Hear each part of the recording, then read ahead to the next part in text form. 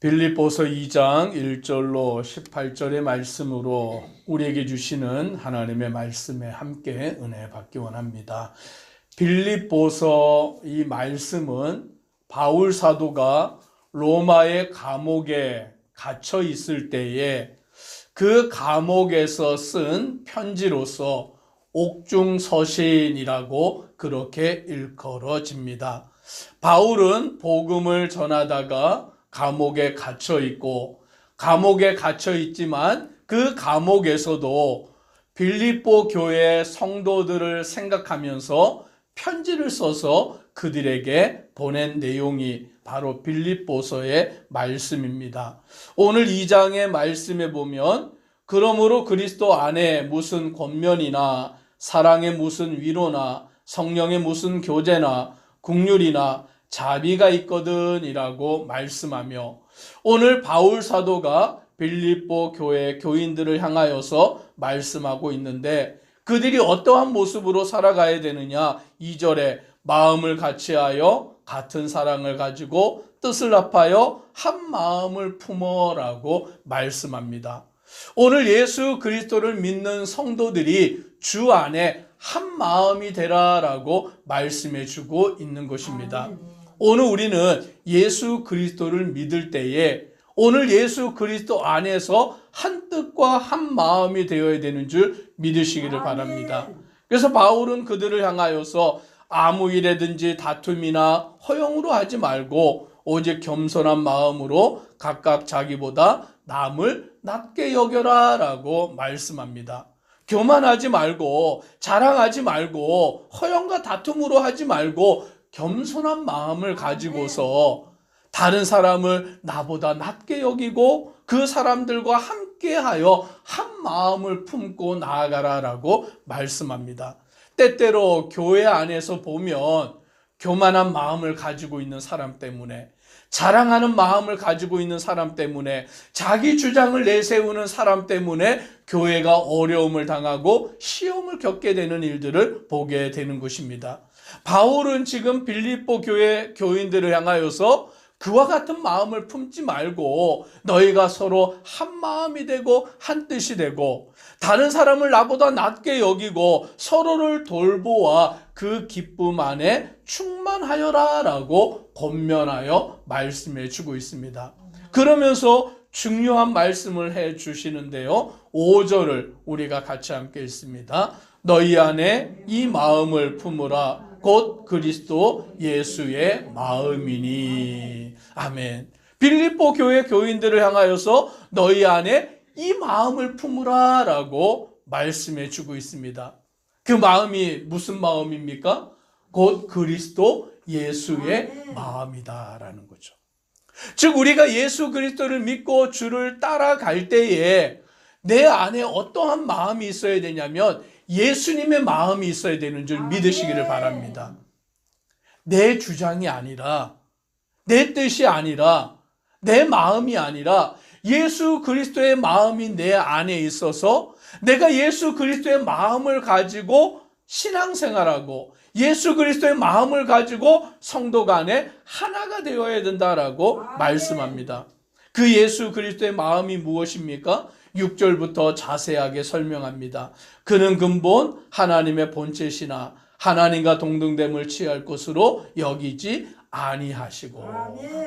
예수님은 하나님의 본체시고 하나님과 동등되신 분이신데 곧 예수님이 하나님이신 거죠. 삼위일체 하나님이십니다. 즉 예수님은 그 본체가 하나님이신데 오늘 하나님과 동등되게 자기를 여기지 아니하시고, 그러면 예수님은 자기를 어떻게 하셨느냐? 7절 같이 함께 읽습니다. 오히려 자기를 비워 종의 형체를 가지사 사람들과 같이 되셨고. 하나님이신데 하나님과 같은 그 위치에 계시지 아니하고 자기를 어떻게 하셨냐면 자기를 비워 종의 형체를 가지사 사람들과 같이 되셨다라고 말씀합니다. 예수님은 창조주 하나님이시잖아요. 말씀으로 세상을 지으셨잖아요. 오늘 우리는 지음을 받은 피조물이잖아요. 오늘 하나님께서 우리를 흙으로 지어서 사람으로 만드셨는데 오늘 우리를 만드신 하나님이 예수 그리스도께서 자기를 하나님과 동등되게 여기지 아니하시고 종의 형체, 사람의 모양으로 이 땅에 오셨다라고 말씀합니다. 오늘 이게 얼마나 놀라운 일인지 몰라요. 옛날에 양반이 하인과 같아질 수 있습니까? 그럴 수 없는 거잖아요. 오늘 그 양반도 하인과 종과 같아질 수가 없는데 오늘 하나님은 인간과 같은 모양으로 나타나셔서 오늘 8절에 이렇게 말씀합니다. 같이 읽습니다. 사람의 모양으로 나타나사 자기를 낮추시고 죽기까지 복종하셨으니 곧 십자가에 죽으심이라. 아멘. 사람의 모양으로 나타나는 것으로 끝이 아니라 자기를 낮추시는 거예요. 가장 낮은 자의 자리로 자기를 낮추시는 거예요. 왕의 자리에서 태어나시는 것이 아니라 요셉과 마리아를 통하여서 말구유에서 태어나시고 예루살렘에서 자라시는 것이 아니라 나사렛이라는 그 변두리 동네에서 자라나시고 예루살렘이 주 사역지가 아니라 갈릴리 동네에서 복음을 전파하시고 예수님은 세리들과 죄인들과 창녀들과 그와 같은 사람들의 친구가 되어서 그들에게 하나님의 나라의 복음을 전하시고 그리고는 십자가에 죽기까지 자기 자신을 온전히 복종하여 하나님의 뜻을 이루셨다라고 말씀해 주고 있습니다. 오늘 우리가 예수님의 이 마음을 가져야 되는 줄 믿으시기를 바랍니다. 내가 예수님을 믿는다라는 게 뭐냐면 바로 예수님의 마음을 가지고 예수님을 닮아가는 거예요. 변화가 되는 것이죠. 우리가 예수님을 믿는다고 하면 예수님을 믿기 전에 옛날의 삶과 예수님을 믿고 난 다음의 삶이 변화가 되는 거예요. 예수님을 믿기 전에는 내 고집대로 했고 내 뜻대로 했고 내가 원하는 대로 했고 내가 가고 싶은 대로 가며 살았다면 이제 예수님을 믿고 난 뒤에는 예수님의 뜻대로 살아가는 것이죠. 예수님이 하늘의 영광의 보좌를 버리고 인간의 몸으로 이 땅에 오신 것처럼 예수님이 가장 낮고 천한 자리에 오셔서 자기를 온전히 우리에게 내어주시고 십자가에 죽기까지 하나님의 뜻에 복종을 하셨다면 오늘 우리가 예수님을 믿는다라는 것이 뭐냐면 내 뜻을 내려놓고 하나님의 뜻에 순종하는 것인 줄 믿으시기를 바랍니다. 그게 바로 예수님을 믿는 거예요. 교회를 다니고 봉사를 많이 하고 그게 예수님을 믿는 게 아니라 하나님 앞에서 내 뜻을 죽이고 오직 하나님의 뜻 가운데 살아가기를 힘쓰는 것, 그게 바로 하나님의 뜻에 순종하는 자의 삶의 모습인 것입니다. 그런데 놀라운 것은 예수님이 십자가에 죽기까지 하나님의 뜻에 순종하여 나아가셨더니 하나님이 어떻게 해주시느냐. 9절로 11절까지 같이 함께 읽습니다. 이러므로 하나님이 그를 지극히 높여 모든 이름 위에 뛰어난 이름을 주사 하늘에 있는 자들과 땅에 있는 자들과 땅 아래에 있는 모든 자들로 무릎을 꿇고 예수의 이름에 꿇게 하시고 모든 입으로 예수 그리스도를 주라 시인하여 하나님 아버지께 영광을 돌리게 하셨느니라. 아멘. 예수님은 낮아지는 자의 자리로 오셨는데 예수님은 자기를 십자가에 죽는 자리로 내려오셨는데 죽기까지 십자가에 복종하셨는데 누가 예수님을 높이십니까? 하나님 아버지께서 예수님을 높이시는 거예요. 지극히 높여 모든 이름 위에 뛰어난 이름을 주시고 모든 자들이 예수 그리스도 앞에 무릎을 꿇게 하시고 모든 입으로 예수 그리스도를 주라 시인하게 하시는 하나님의 영광이 나타나게 하셨다라고 말씀해 주고 있는 거예요. 오늘 이것이 하나님의 나라의 신비인 줄 믿으시기를 바랍니다. 아멘. 저희 아버님이 목사님으로 목회를 하시면서 항상 하신 말씀이 지는 게 이기는 거다라고 아멘. 그런 얘기를 하셨어요. 성도는, 교인은 지는 게 이기는 거다. 아멘. 막 이기려고 막 바락바락 우기는 게 아니라 지면 그게 이기는 게 되는 거다라고 말씀하셨어요. 근데 아직까지도 잘 이해는 안 돼요. 어떻게 지는 게 이기는 거지? 이겨야 이기는 거지. 그러고 우리가 살아가잖아요. 그래서 우리는 어떠한 사람과의 관계 속에서도 지기를 싫어하잖아요.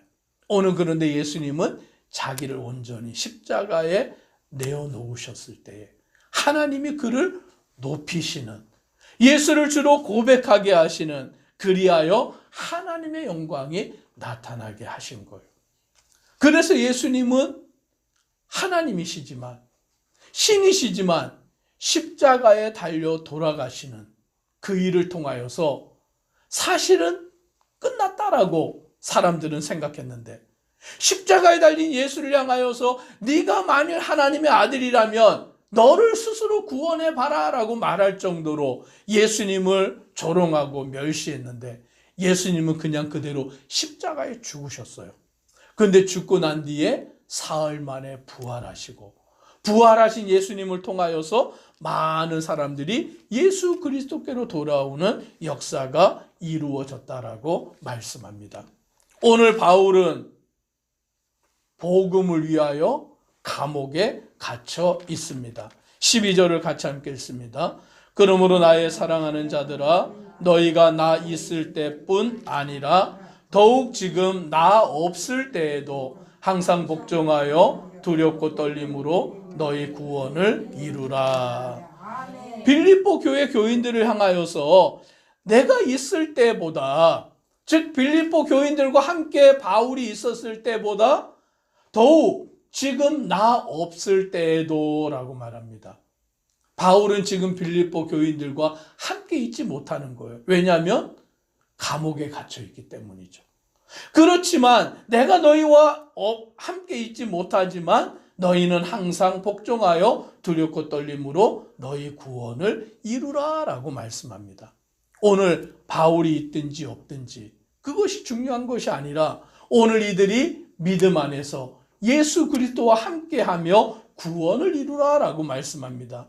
그러면서 13절에 너희 안에서 행하시는 이는 하나님이시니 자기의 기쁘신 뜻을 위하여 너희에게 소원을 두고 행하게 하신다라고 말씀합니다. 오늘 우리가 신앙생활할 때 예수님과 함께 동행하면 되는 줄 믿으시기를 바랍니다. 그게 가장 중요한 거예요. 내 마음에 예수님이 계시냐 안 계시냐, 내가 그 예수님을 내 마음에 모시고 있느냐 안 모시고 있느냐, 내가 예수님과 동행하느냐 아니냐, 그것을 우리가 우리의 신앙생활의 판가름 기준으로 세워야 하는 것입니다. 그래서 에녹은 하나님과 동행하며 살아가다가 죽음을 맛보지 아니하고 하나님의 부름을 받았던 것이죠.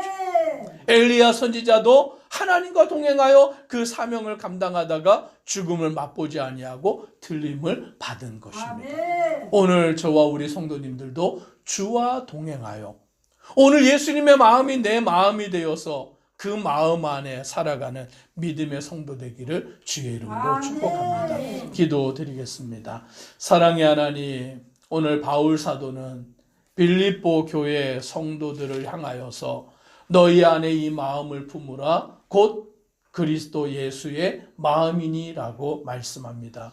오늘 우리가 우리의 마음속에 예수 그리스도의 마음을 품고 예수 그리스도와 동행하며 주와 함께 살아가는 믿음의 성도 되도록 은혜 더하여 주옵소서. 예수님 이름으로 기도드리옵나이다. 아멘.